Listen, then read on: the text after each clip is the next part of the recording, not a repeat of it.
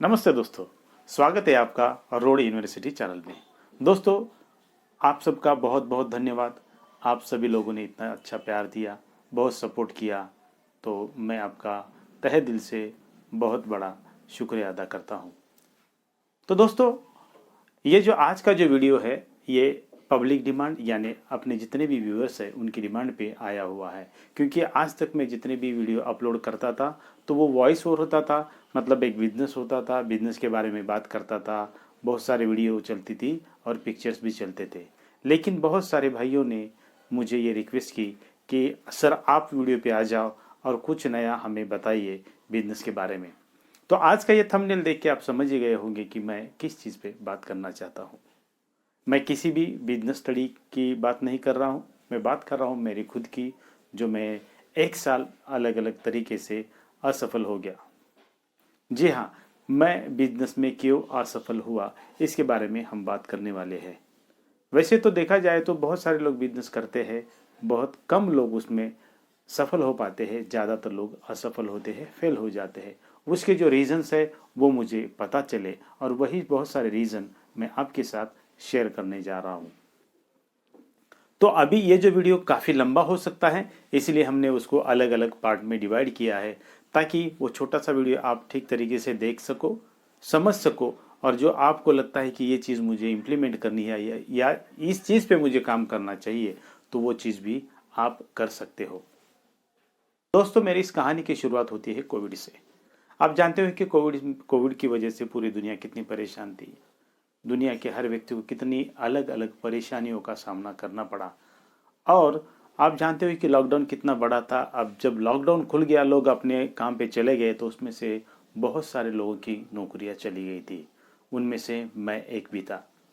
जब मैं काम पे पहुंचा तो मुझे मैनेजमेंट ने बुलाया। उन्होंने कहा कि थैंक यू सो मच, अभी आपको काम पे आने की ज़रूरत नहीं, क्योंकि ऑलरेडी हम बहुत सारे लॉसेस झेल रहे हैं, बहुत सारा हमें नुकसान हो रहा है, और हम चाहते हैं कि आप कल से काम पे ना आए।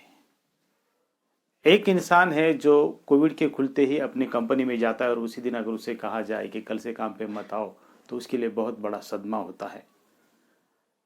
अच्छा, हम ये भी नहीं कह सकते कि जो मैनेजमेंट ने कहा या जो कंपनी ने कहा वो गलत था। नहीं, वो बिल्कुल सही था। वो उनके जगह पे बराबर कह रहे थे, क्योंकि अगर कंपनी के पास देने के लिए पैसा ही नहीं रहेगा तो फिर आप कैसे कंपनी चला पाओगे।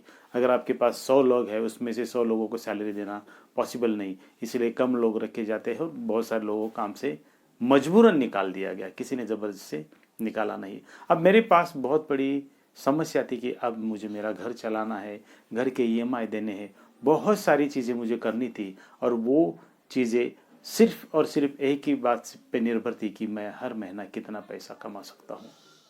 मेरी जॉब चली गई, मैं बहुत परेशान था, क्या करूँ समझ में नहीं आ रहा था। मैंने दोस्तों से बात की कि अभी आगे करे तो क्या करे। तो मेरे दोस्तों ने कहा कि ठीक है, तुम्हारा रिज्यूमे भेज दो।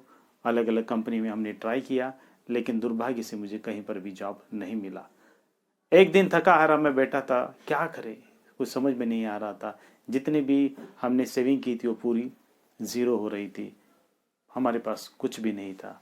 तो ऐसे वक्त पे क्या करना कुछ समझ में नहीं आ रहा था। फिर मैंने अपने दोस्तों के साथ बात करना शुरू कर दिया। तो किसी ने कहा कि एक काम कर, तू एक बिजनेस की शुरुआत कर, एक बिजनेस कर, छोटा सा बिजनेस शुरू कर। आप जानते हो कि छोटा सा बिजनेस भी आपको शुरू करना है तो थोड़े बहुत पैसे तो लगते हैं। जैसे कि अगर आपको ये करना है, एक शॉप लेनी है, शॉप के लिए आपको रेंट देना पड़ेगा, रेंट के साथ साथ उसका डिपॉजिट देना पड़ेगा, लाइट यूज़ करोगे उसका पैसा देना पड़ेगा, और सबसे इम्पोर्टेंट चीज़, जो चीज़ें आप बेचने को रखने वाले हो उसके लिए भी पैसा लगेगा। तो ये सब पैसे का इंतज़ाम तो हम नहीं कर सकते थे। वो इसलिए क्योंकि अपने पास तो पैसा था ही नहीं। तो ऐसे में क्या करें कुछ समझ में नहीं आ रहा था।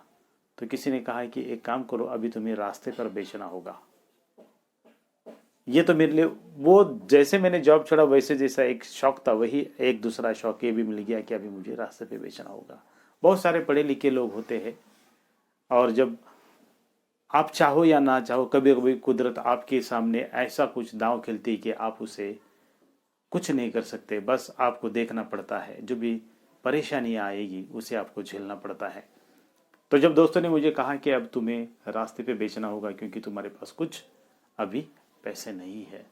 तो मैंने सोचा कि मैं एक इतना पढ़ा लिखा इंसान रास्ते पे कैसे बेच सकता हूँ। हालांकि रोड पर बहुत सारे लोग बेचते हैं, कुछ ना कुछ सामान बेचते हैं, हम सब ने देखा है कि, लेकिन उनके जैसे भी हमें एक दिन रास्ते पे खड़ा होकर बेचना होगा, ये कभी सपने में भी नहीं सोचा था।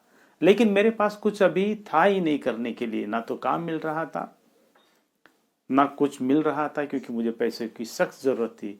तो मेरे पास वही एक चीज़ थी जिसे मुझे करना था, वो था रास्ते पे बेचना था।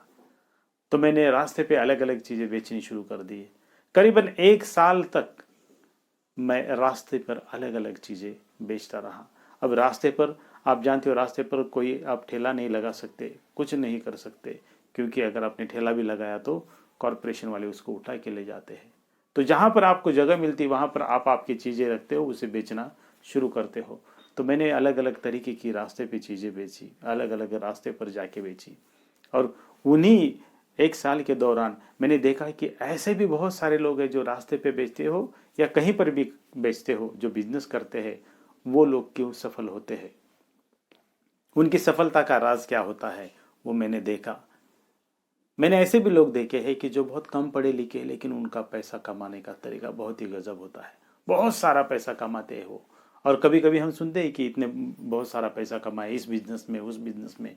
तो ऐसे लोगों को भी मैं मिला, कुछ लोगों को मैं मिला जो बहुत पढ़े लिखे थे, वो बिजनेस शुरू करना चाहते थे, लेकिन उन्होंने बिजनेस कभी पूरी लाइफ में शुरू ही नहीं किया, क्योंकि वो बिजनेस करने से डरते थे।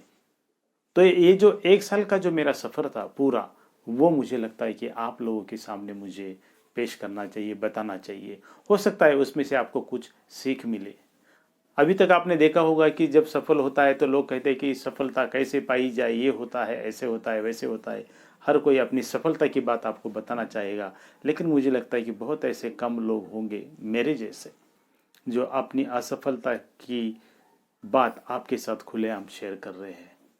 तो दोस्तों, ये एक श्रृंखला रहेगी, जैसे मैंने शुरू में कहा, अलग अलग तरीके के जो लोग काम करते वक्त या बिजनेस करते वक्त हम कहे फेल होते, उसके बहुत सारे कारण मुझे मिले, गिने चुने कारण है, बहुत ज़्यादा नहीं, लेकिन हर कारण को मैंने बहुत नज़दीकी से देखा है, हर रीज़न को मैंने नज़दीकी से देखा है।